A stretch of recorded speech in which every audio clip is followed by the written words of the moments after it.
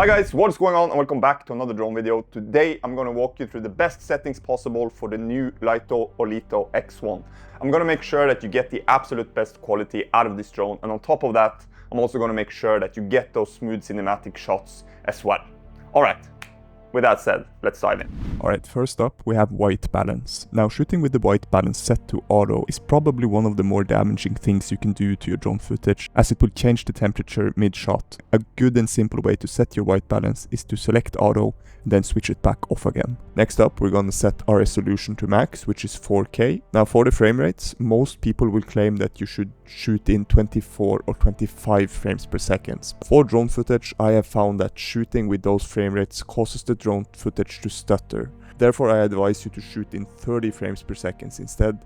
This will get rid of that stuttering while still keeping that nice natural film look. Next to that, we have our color profile. Now, if you want the absolute best quality out of this drone, you need to shoot in D-Log-M and you need to learn a little bit of color grading to get the max out of the Lito X1. Now, if color grading is new to you, it can seem a bit overwhelming and complicated at first. I am going to make a dedicated video just for the Lito X1. Also make sure you enable color display assist when shooting in D-Log-M as well, so you can see accurate color on your screen instead of the flat gray image. Now for the ISO, you want to keep this as low as possible to get the cleanest image. As soon as you increase the ISO, you will start introducing noise in darker areas, which makes your footage look not as clean. But if it's too dark outside, you have no other option than to increase the ISO to get the right exposure. Okay, next up we're gonna set our shutter speed, and we're going to stick to something called the 180-degree shutter rule to get a natural motion blur for our footage.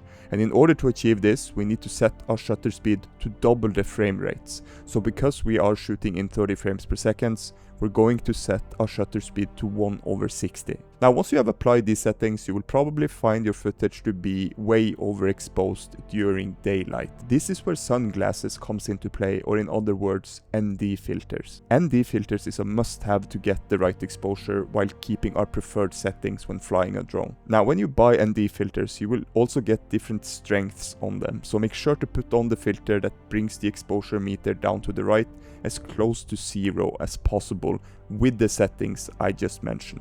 I haven't gotten my NDs for the Lito X1 yet, but I'll drop a link down in the description for the ones I recommend. Now without having any ND filters attached, we have no other option but to increase the shutter speed to get the right exposure. Now this exposure meter can sometimes be a bit misleading depending on the scene, so in order to make sure you actually get the correct exposure, we're going to head into the menu. Next, we're going to head into the camera section.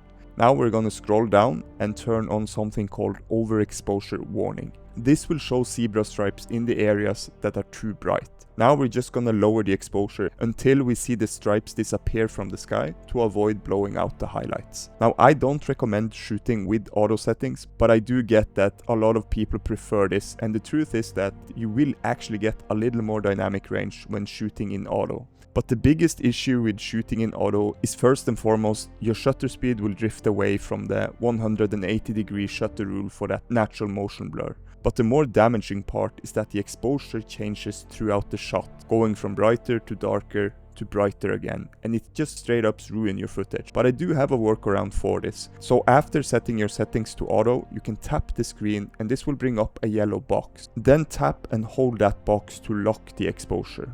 That way the exposure won't change when you start capturing your shots. Now if you set your settings to auto and you notice that your image is too bright, you need to head down to the EV meter and lower it. The auto settings follows what you set your EV meter to. So in this specific scenario, we can see with the zebra stripes that I need to lower my EV meter to -1 to get the correct exposure using the auto settings. Alright, now let's get you the best quality slow motion. So let's head into the slow motion section. This drone offers 4K 100 frames per second and 1080p 200 frames per second for super slow motion. Now I highly recommend sticking to 4K 100 frames per second as the quality is superior to the 1080p. But honestly, the image quality from the 4K 100 isn't the best either if we compare it to the image quality in the normal video section. So if you want the absolute best results, I highly recommend shooting in 4K 60 frames per second in the regular video settings and then slowing that down to 40% in your editing software. This is usually slow enough for most situations, but again here the trade-off is that you will need to slow it down in post instead of getting instant slow motion straight out of camera. Alright, so let's head over to photography. If you just want ready to use images without editing, the regular JPEG is fine, but if you want the most flexibility and detail, you need to shoot in RAW.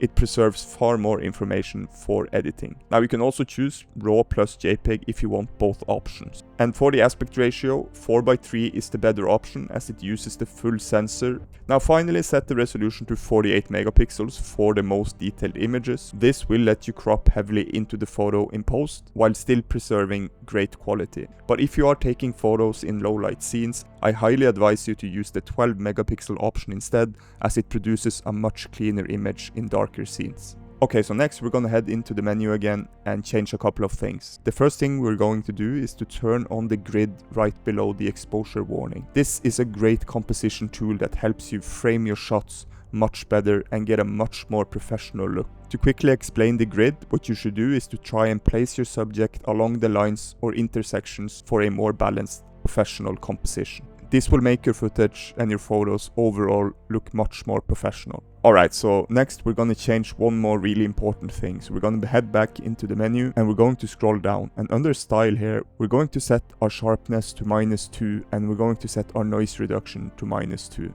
The reason we do this is because most DJI drones have a tendency to have too much of a digital look straight out of the box. Changing these settings will give you a much more natural film look, and if you need to deal with noise, it's much better to remove it in post. Alright, so now for this last and most important section, we're going to make sure you get those smooth controlled cinematic shots. So next we're gonna head into the menu, over to control, scroll down and select gain and Expo tuning.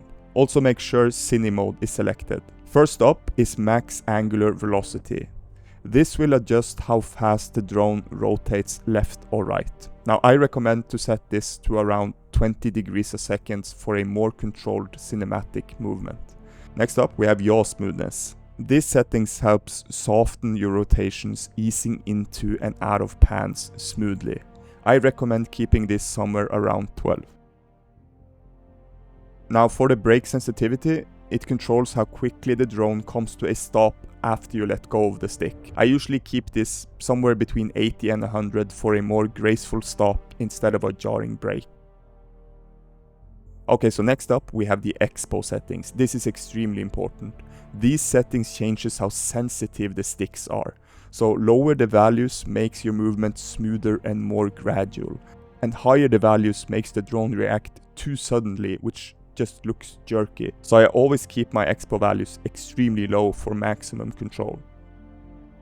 Okay, so next up we have the max control speed for the gimbal tilt. Now this limits how fast your gimbal tilts up and down. I keep this at around 10 degrees a second to avoid those fast aggressive tilts.